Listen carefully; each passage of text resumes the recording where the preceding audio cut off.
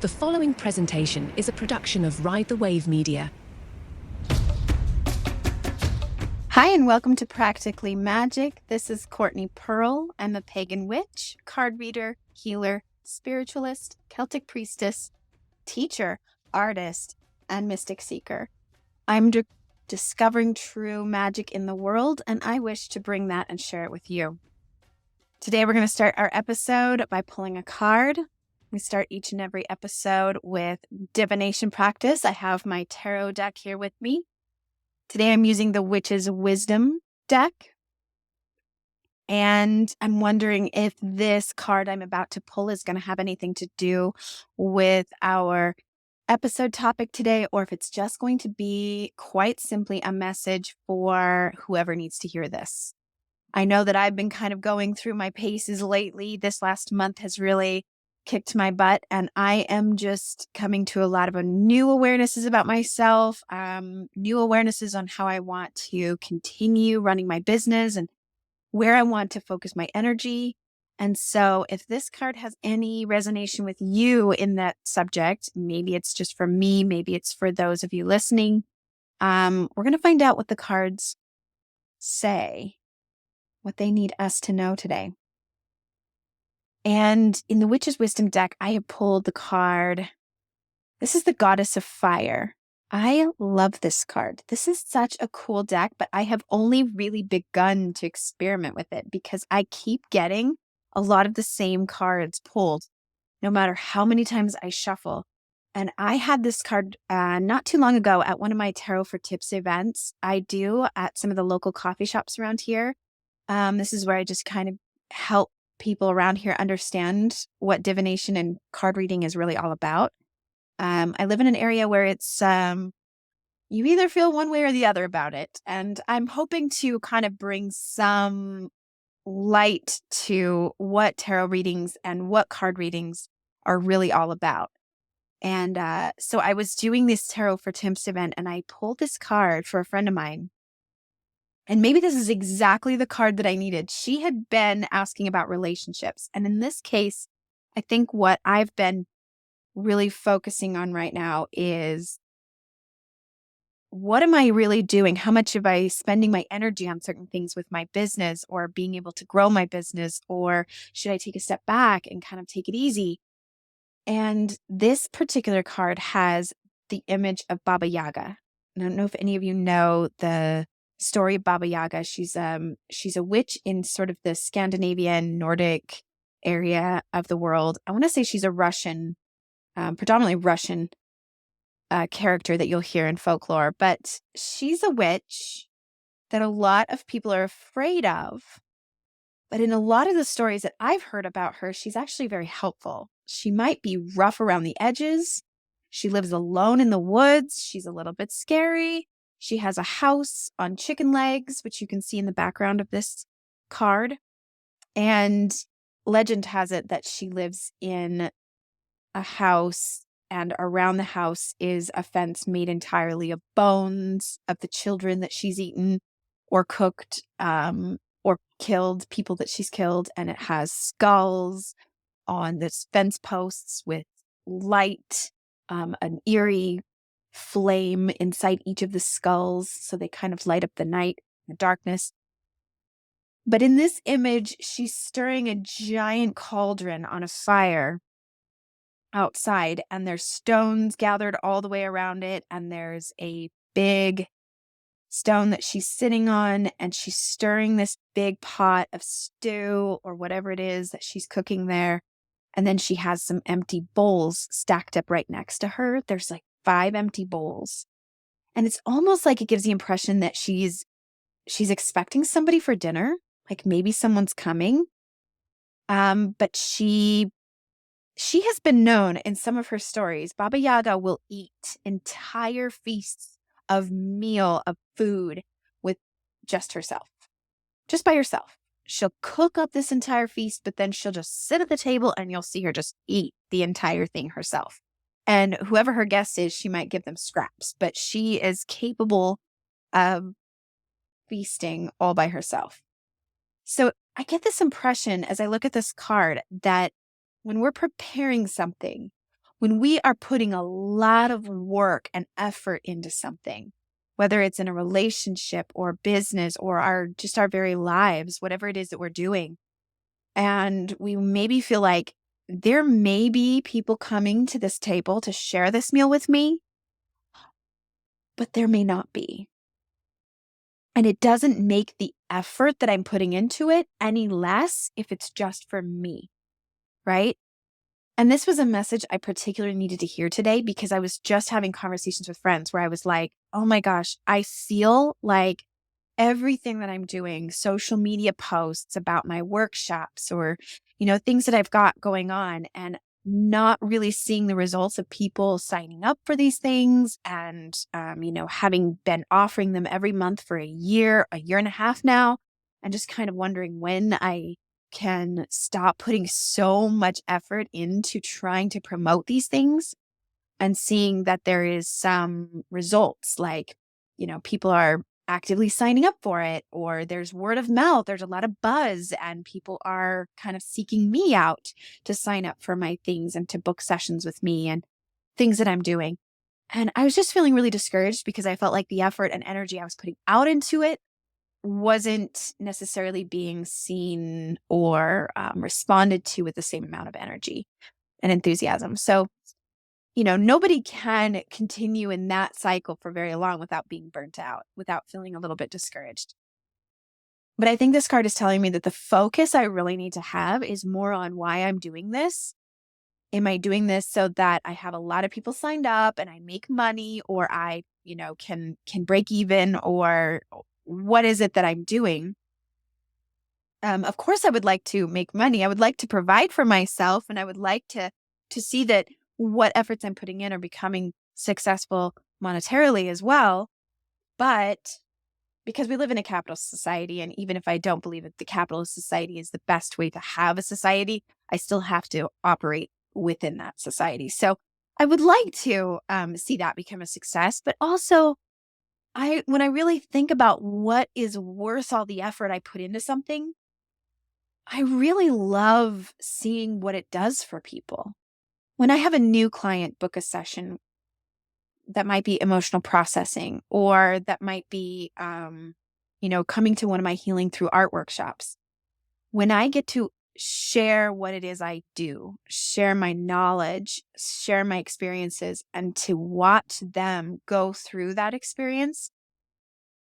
And like I said before, I'm not doing it for them, they're doing it for themselves. But with my guidance and being able to contribute to that and to walk them through that, there is absolutely nothing greater, nothing that makes me feel like I'm in the right profession, I'm doing the right thing, when I see someone experience these aha moments for themselves. They gain self-awareness.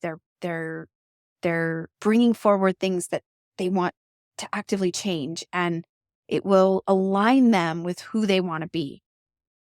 And I have had so many great experiences with clients and with people who've signed up for my classes and workshops. And when they get to experience what it is that I walk through them through, there's just no greater joy to me than seeing them light up and to walk out of there going, wow, that was amazing. I feel great. Oh, what a cool thing that I just got to do.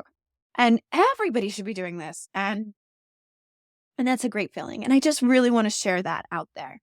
So if you needed to hear that today, this card is telling us, me and you, that what we're really doing, whatever effort we're putting into it, we're doing it for ourselves. And we're doing it whether people show up for it or not. We're doing it because it's our passion. And we are going to feast on the product of whatever it produces. And just like Baba Yaga is sitting here stirring this pot of stew, this potion, or this feast, or whatever she's making, she's not just making it for other people to show up and eat with her. She's going to eat this and she's going to enjoy it, whether there's people who show up or not. She's an independent woman of the wild forest. She lives in her house on chicken legs, and she doesn't need anybody else. She's got it all she needs right there within herself. So I'm going to take that message. And I'm going to just see how that feels to me. And I have a workshop coming up tomorrow, which will already have happened by the time this podcast is released, which is fine. And I'm just going to go and do it. And whoever shows up for it shows up, and we're just going to have a great time. We're going to have so much fun, even if it's just me and my own kids doing this kids workshop.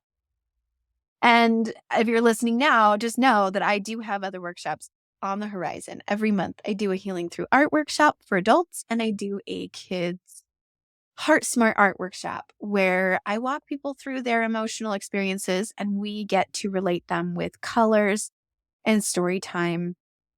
And I really think that I have something amazing to offer when I do those workshops. I truly do love what I do. So I would just like to see more people get to experience that. And speaking of that, our whole theme today for our episode is about self-care. Self-care is something we talk about so often. And I could have done a lot of different stories to go along with the idea of self-care, but one story I really want to bring forward is a story I got from Circle Round.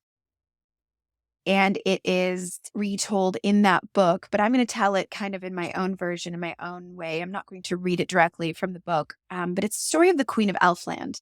And it's a story of the Scottish 13th century bard of Thomas the Rhymer, kind of an experience that he had. And in the story, it goes that Thomas was resting. He came to rest upon a hawthorn tree in May. And hawthorn trees are said to be the May tree because they blossom and bloom in Scotland and in Europe during May. So he was being lulled to sleep by the buzzing bees around his head. And as he fell asleep, he was suddenly awoken by the sound of bells. And he looked out over the moors, the heather, through the bracken, and he saw a woman riding a horse coming closer to him. And she was riding a white horse with a silver mane covered in bells. And that's what he heard ringing that woke him up. And she was the most beautiful woman he'd ever seen, because in all of these folklores and mythology, it's always the most beautiful woman you've ever seen. So she came closer to him, and he stood up and he took his hat off and he bowed to her. And she addressed him by name and greeted him. And he said, "My lady goddess, you are the most beautiful woman I've ever seen. How may I be of service to you?" And she says, "Oh, no, I'm not a goddess. I am the Queen of Elfland, and I would like you to come with me, and I would like you to serve me for 7 years." And before he knew it, he was jumping on the back of her horse, and they were riding. And they were riding faster and faster and faster until it felt like they were faster than the very wind itself. And through the landscape, they came to, there was a water, and suddenly they were riding this horse over water, but the water was a water ocean of blood. It was a red ocean. And they rode and they rode and they rode until there was no more sun and no more moon and no more time, and the blood waters ran dry, and then they were in a perpetual twilight, just a landscape that was neither day nor night. And he saw, as the horse came to a gallop and to a trot, he saw a giant apple tree, and he offered, "My lady, please let me pick you an apple for you," because actually he was very hungry and thirsty, and he was hoping that he would be able to stop and rest and get something to eat. And she said, "Oh, no, Thomas, you cannot eat any of the fruit here in this land. For to mortal human beings, this land is right on the border of life and death. So we are too close to the other world, the world of the dead. You mustn't eat any fruit from that tree, for it would be poisonous to you. And instead, let me feed you this bread and this wine that I have brought, and we can rest a while."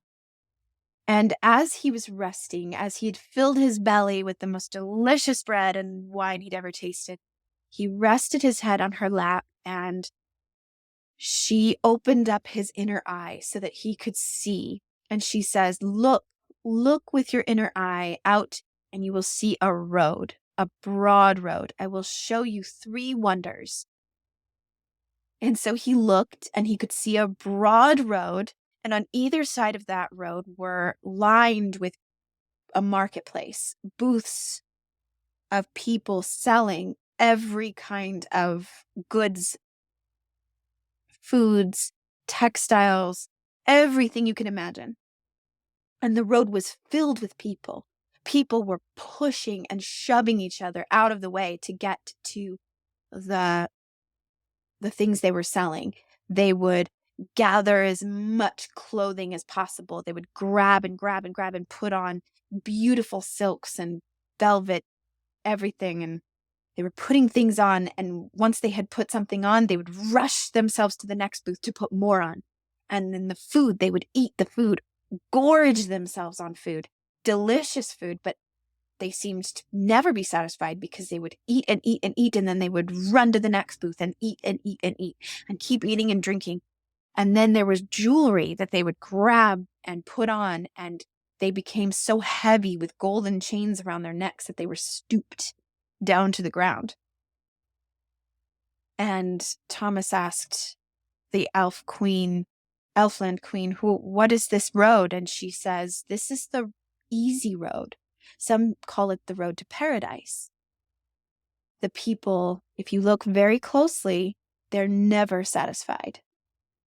This road has so much abundance and so much offered to them, but they are never satisfied with what they have. They always, always seek more. And then she says, now look again and see if you can see the narrow road. So he looks again with his inner eye, and in sort of a dreamlike state, he can see this narrow road. And the narrow road is lined with bushes and brambles. And the road is only wide enough for about 1 person to fit through. And there are people walking this road, but even as they try to squeeze through the bushes and the thorns and the brambles, they are being scratched. Their arms and legs are scratched, bloody, just so much pain and suffering happening. And even as they walk, they are hungrier and hungrier, and they become like skeletons. He can see they're so skinny and so scratched up. They look like skeletons walking on this road. And he asks the elf queen, what is this road? And she says, this is the hard road. Some people call it the road of righteousness. And he realized that the people who thought that they needed to be on this road would never be satisfied either, because there was nothing to eat and nothing to drink and nothing but pain and suffering. And then she says, now look again at the 3rd road. And so he looks again, and the 3rd road is neither wide or narrow. And the people who are walking on this road, they look as though they are shimmering with color. They are just glowing with all the colors of the rainbow. And every once in a while on this road, there will be an apple tree or an orange tree. And when the people reach the trees, they reach up and they grab one fruit and they eat it. And they are completely filled and nourished by these offerings. So they walk this road, and they just glow brighter and brighter as they walk. And Thomas asks the elf queen again, what is this road? And she says, this is the road to Elfland. This is the road that we are going to take. And when you reach Elfland, you must promise not to speak a single word. For if you speak even one word, you will never see your home again. You will be stuck there. But if you will serve me and not speak one word for 7 years, I will show you many wonders, and then you will return back to your world and you can share those wonders. You will remember everything you saw, and you can tell those stories when you go back. And so that is what he did. Thomas went on that road with the elf queen. He spoke not one single word for 7 years. He watched with his eyes and he listened with his ears, and he took in every wonder and sight that he could see. And after 7 years, he laid his head down on the queen's lap to sleep. And when he awoke, he was again under the same hawthorn tree where she found him. And he woke up dressed in fine Elfland clothing, and which was green and gold. And he could remember everything he saw. And from then on, he went all over sharing the stories of Elfland and the wonders that he saw there. And the reason for this story and the subject we're going to talk about a little today is the idea that rest and self-care is quite honestly the best form of activism against oppressive sort of systems that we have in place in our world. The systems in place that tell us, which I talked a little bit about in my masculine and feminine episode a few episodes back. You go back in my episodes. I highly recommend listening to that episode because we talk about how our society has been mostly masculine driven. And yes, that means men have been in power and in charge, but that doesn't just mean men, because masculine is an energy type, not just a gender. So when I talk about masculine energy, I'm talking about an entire energy that exists within our world and what exists within each and every individual person. And so a capitalist society like we have is run on the idea that we need production. And as much as possible, it encourages us to lower costs and to make as much money as possible. And when money is kind of the driving force of the economy, when we have this kind of consumerism system in place, there always will need to be a lower class. And in our case, that class we take advantage of in order to make capitalism work is migrant workers, people of color, and the free and cheap labor of people of color and women. In my last episode, I touched on this a little bit as we started talking about witch trials and witch burnings. And yes, I did thorough research on witches and why witches are burned and what is the point and all of the things. But when I really came down to it, once I had done all that research, I realized how much of it is that when we sexualized labor into, there's domestic labor that is predominantly the women are going to be in charge of that, and we're going to make that women's work. And then we're going to sexualize production, making the money. We're going to make that for the men. What we did is we built a society on the free labor of women, that their labor is no longer seen as equal labor in the household, which in a feudalist society that was kind of, even as the serfs were the lower class, the men and the women serfs, whatever labor that they were doing, whether it was working in the garden, working on their farm or their property, raising the children, raising the animals, taking care of things, women's work and men's work, it didn't matter because it was all valued in that it was all labor contributing to the success and survival of the community. When things were kind of evolved into capitalist society, we changed that to make it so that there were still systems in place that took advantage of certain people.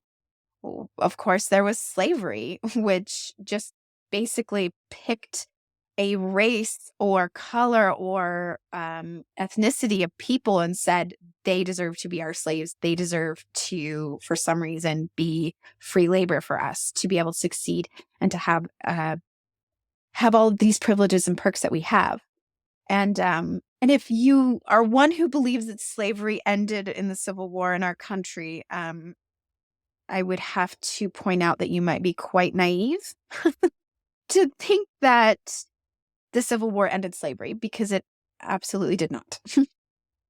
And what that created is a society where production and how much you can get done in a day, how you can show up for like look at how much I'm worth as a person, how much value I have in this family, in this society, in this relationship because of how much I got done.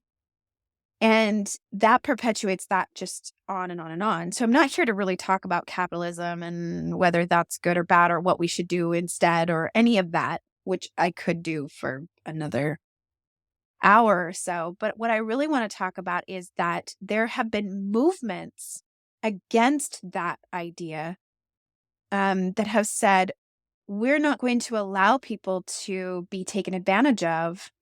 We're going to let the world know how our labor shows up as productive. Now, people of color, this is predominantly happening with them.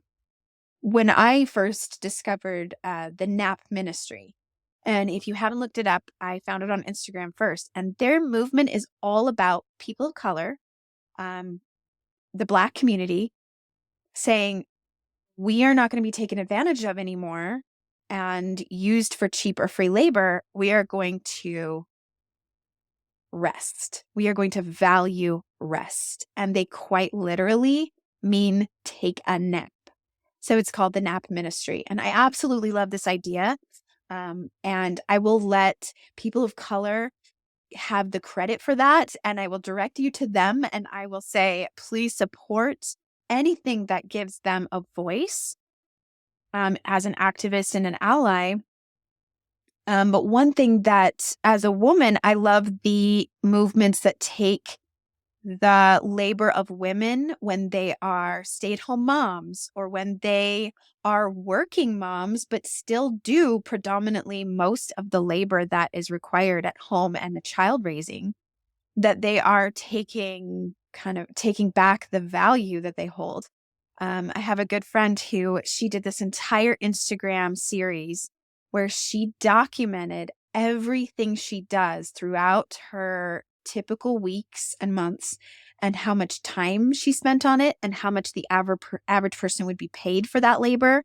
And when she goes grocery shopping, meal planning, schedule keeping, when she's doing her children's schedules and taking control of their educational, what they need educationally, she documented every minute she spent so that she could show that if this was put into a monetary value, this is how much I would be worth. And it is really important to understand that we've taken advantage of women's labor, especially in institutions like religion. Let me just say that without dispute, the Mormon Church would not exist, literally could not exist, as big as of an organization it is, and it's a billion-dollar organization. It could not do anything that it does without free labor of women, that they depend highly on women to be doing, to take on callings with no pay and to be able to volunteer their time and to put together meal trains and to, organize events and all of the things that they do. Not to mention that they put it on the women to teach their children church doctrine and make sure that their children are going to church. And they put a lot of guilt on women because they say, if there's an empty seat at your table in heaven, how would you feel, mothers, if you were not doing your part to make sure your children stay true to the faith and come to church and become active members as adults and all of the things? And so I want to highlight that because it's just a small smidge or example of what is actually existing in a wider sense in our entire society, in America and the world. If you think about how, as women, the professions that most women tend to gravitate towards because it will be, I was told, would be a really good profession as a mother. I went into teaching. Probably 70% of the reason I went into becoming a teacher first was because I thought, well, that's a great profession to have when you have children. I can have young children and teach, and there's still going to be plenty of time to be a good mother and And even while my kids are in school, I'll be at the same school teaching. So I'll be available and I'll be present in their lives while I have a career. That turned out to not be the case at all. Now, if teaching and nursing is any kind of an example of like how we are depending highly on women's cheap labor, if it's mostly women in the teaching profession, especially in elementary schools, are we paying them for their worth? Are they making a salary that's really equal to the energy that it takes to do teaching? Not even close. Not even close. So why do they keep doing it? Why are women still showing up for those jobs? Men won't take those jobs. I mean, clearly they've looked at it and said, that's not worth my time. Taking care of kids all day and teaching them, and I'm only going to make that much a year? No, that's totally not worth it. So why are women doing it? Because they will. Because they care about those children and because they actually have a relationship with the idea that we are raising the next generation of human beings in our society. That is an incredibly important position to take. And they'll take it for less money because they know how important it is to do that job. No, they burn out quickly. It's no surprise that statistically, most teachers do not stay in the profession longer than 5 or even 10 years. That they burn out. Eventually, the energy they're putting into that job is not what they're getting back monetarily. So they are going to, probably quit when they have their own children, or they're probably going to find a new career if they're not making enough. It's definitely what I did. I loved being a teacher. When I was a teacher, I loved it. But I did reach a point where I was like, I would never make enough to equate what I was putting into it. And just the 1 year that I did teach when I had a son at home to take care of, I honestly have so much respect and sympathy for anyone who is trying to hold that career and that space, putting as much effort into it as you do, as we do as teachers, to make teaching engaging and fun and creative and fulfilling and trying to meet the needs of all your students and also to meet all of the criteria that the administration is asking you to do to follow curriculum and meet the objectives and testing and all of the crap they put teachers through. It's ridiculous. They're putting students through this and it doesn't actually have anything to do with education. But my point is, as I go on this rant about teaching, is that that is a great example of how we are really kind of benefiting as a whole society, even those of us who don't have children. We are still benefiting from the free and cheap labor of those lower class citizens. So capitalism really can't exist without them. They can't exist without those lower classes. And we take advantage. So self-care in and of itself throughout your day-to-day life, when you take moments of saying, this is going to be an hour or 15 minutes or an entire day where I am not planning on getting anything done. I am going to take the day off. I'm going to rest. I am going to do less. I am going to barely, make sure that if I'm a stay-at-home mom or I'm, parent or taking care of my kids, I'm going to go, I am going to be perfectly okay with doing the bare minimum today because I deserve that, because my worth does not tie in to resting. And if that triggers you, if I'm saying words like, your worth is not dependent on how much you can get done in a day. Your worth does not depend on your accomplishments or promotions or sales numbers or whatever. Your worth as a person does not rely on that. And there is some sticky cell inside you that hears those words and says, "Eh,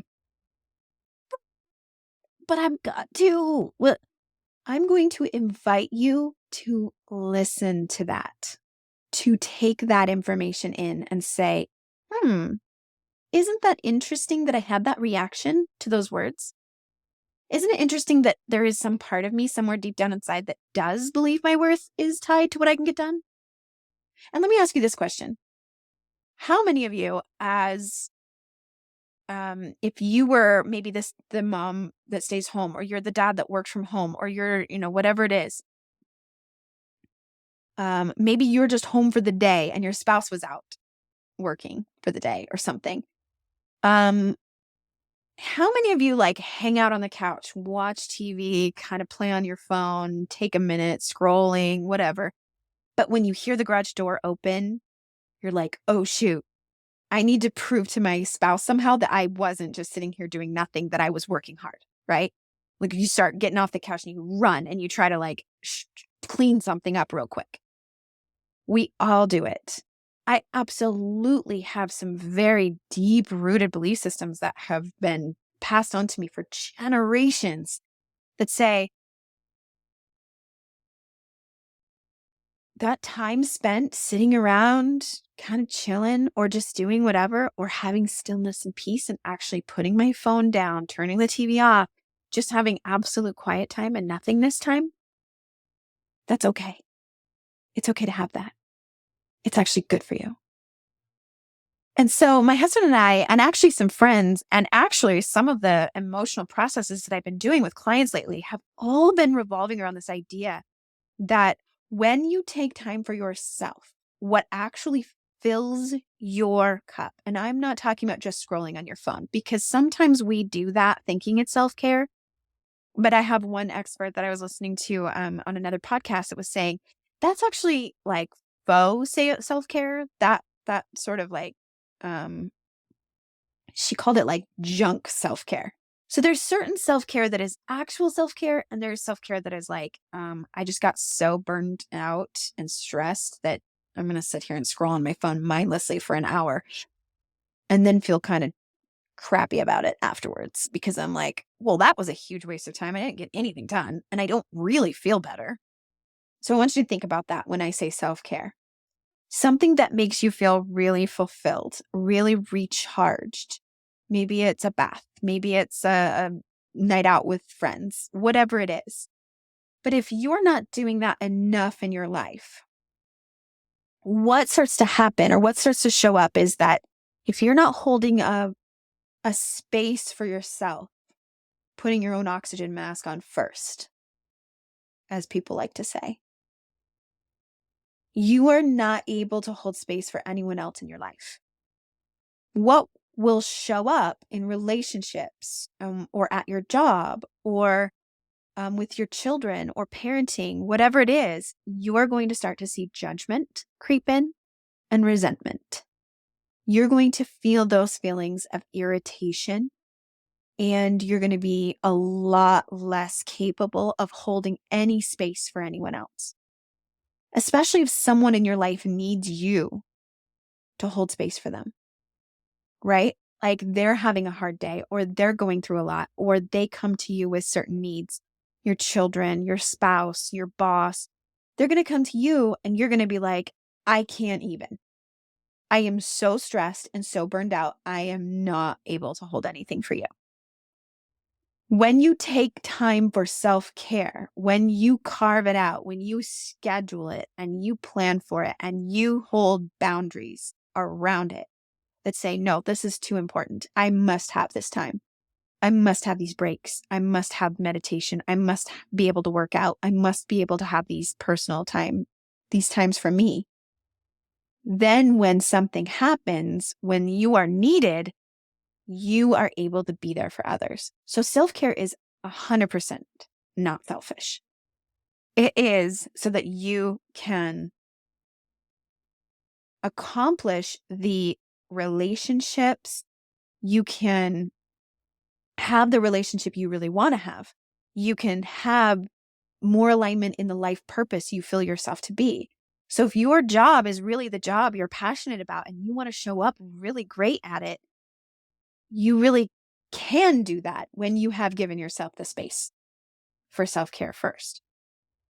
And I did mention the nap ministry, but one of the book clubs I was in recently, last year, was we were reading the book The Wander Society, which is all about kind of battling consumerist culture and being able to be like, hey, what if instead of stuff, what instead of buying things to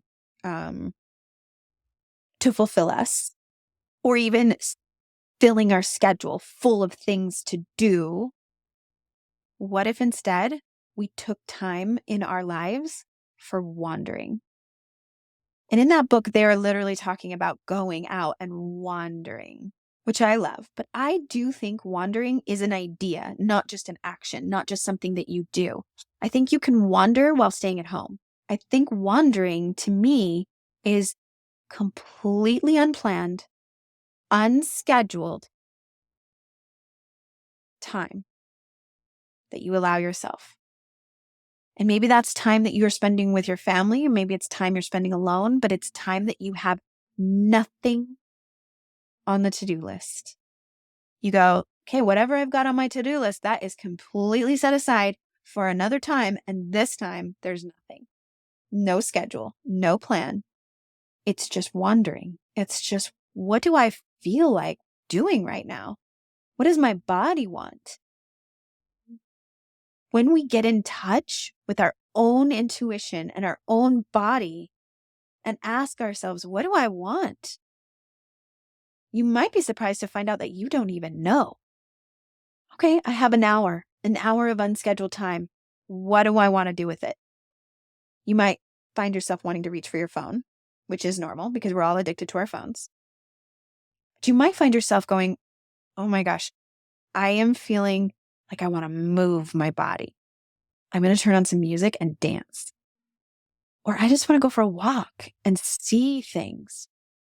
I want to feed my eyes and my brain with images to inspire me and to feel artistic and creative. I want to take my inner child self out for a little date for ice cream. My inner child self is saying, I never got ice cream when I was little, so I want some right now. Or I might want to go to the dollar store and just look around and see if there's something like stickers that would make me really happy, and just buy stickers, super cheap, but like will bring me so much joy. Whatever it is. So I want to invite you, and I want to tell you to try this. Look at your schedule for the next week, and I want you to schedule your self-care time first, before you schedule anything else. And if you're like me, you've already got stuff on the schedule. This is something that I myself need to hear and need to do. I'm not telling you as a guru person who's got it all figured out. I need to schedule self-care. I have got myself so booked up. My to-do list is forever long, and I work for myself. And as I mentioned earlier in the show, I'm not scheduling a whole lot of clients right now. I wish I was more. So if that's the case, why am I so busy? I'm going to do this, you're going to do this, and then I would like you to engage with me on social media and tell me how it's going. Let me know, because I want to see what you guys find that when you, as an act of protest against the man and the system and all of the oppressive society things, I want you to say, I'm going to take this time out for nothingness, for complete nothingness. And by the way, if you are living in South Jordan and surrounding areas of South Jordan, one way to do this really well is to schedule yourself a salt float at Pure Sweat and Float. I did my float a couple of weeks ago, and man, talk about an hour or even 40 minutes of nothing. That's a fantastic way to get absolutely nothing done. Check off the to-do list. I did nothing. All right. So next week, I am so excited to dive into codependency patterns.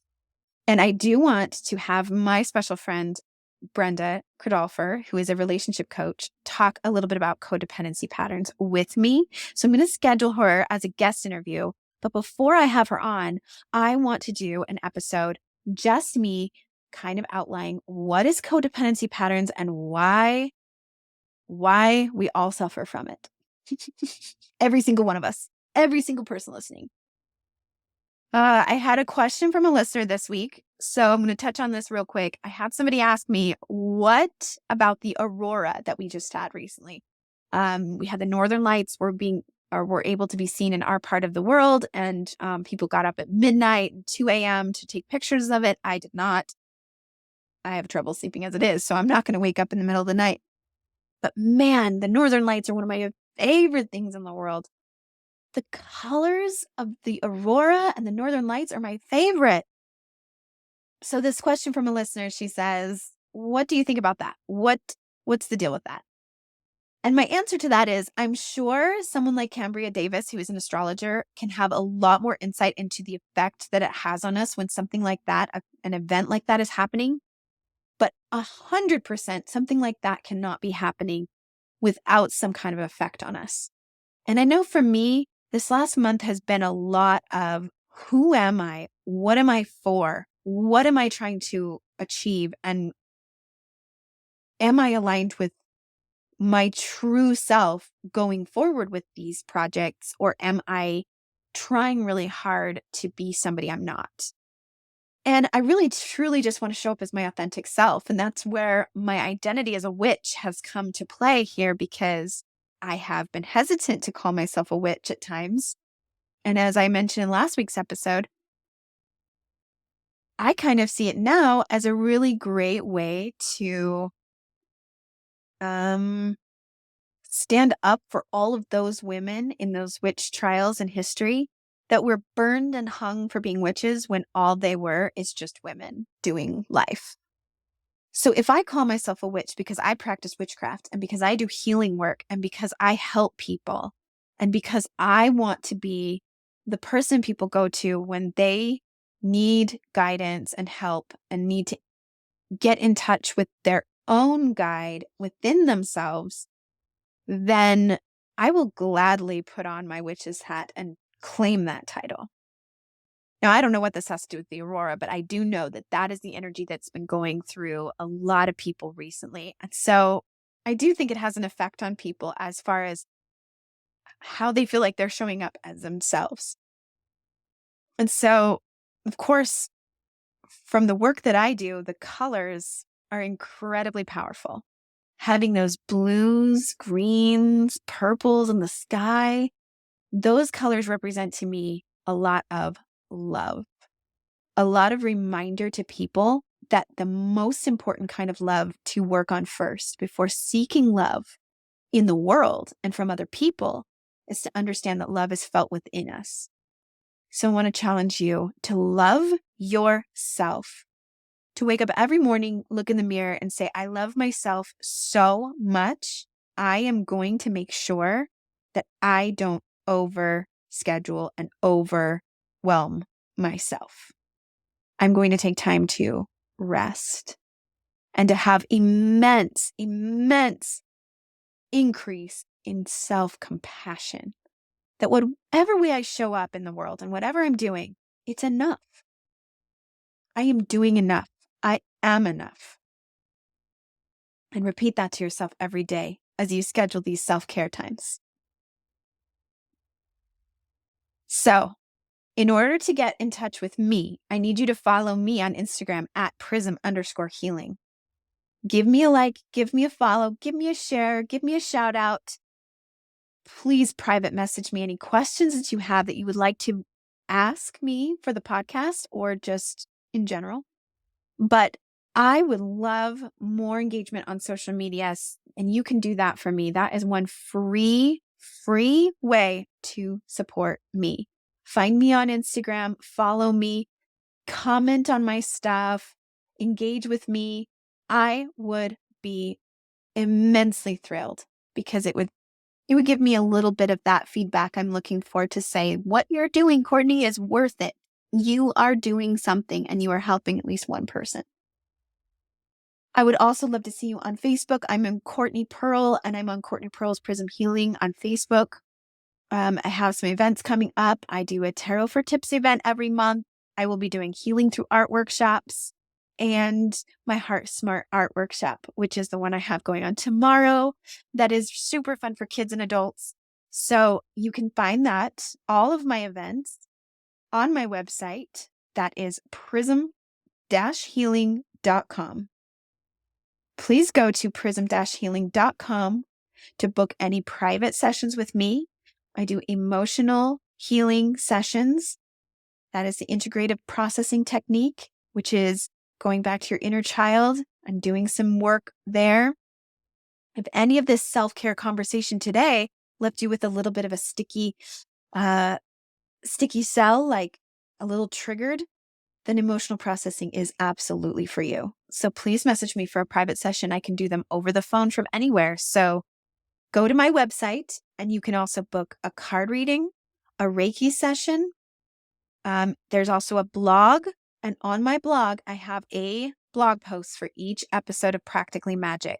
So there, I write the blogs myself. I only use AI when I absolutely need some ideas or have blocks, but I write them myself. I'm very proud of that. So all of the resources, like the Nap Ministry and the Wander Society that were discussed today's episode, will be there on my blog on my website. So once again, please give me a shout out. Please go to my social media.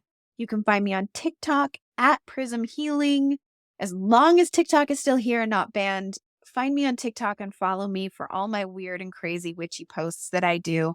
And I would love to see the followers and the views. And it would just give me that little boost of confidence that I need to say, Courtney, you're doing the right thing. Keep going. People are responding to it. So I hope to see you there. And until next time, witches and wizards, go make some magic.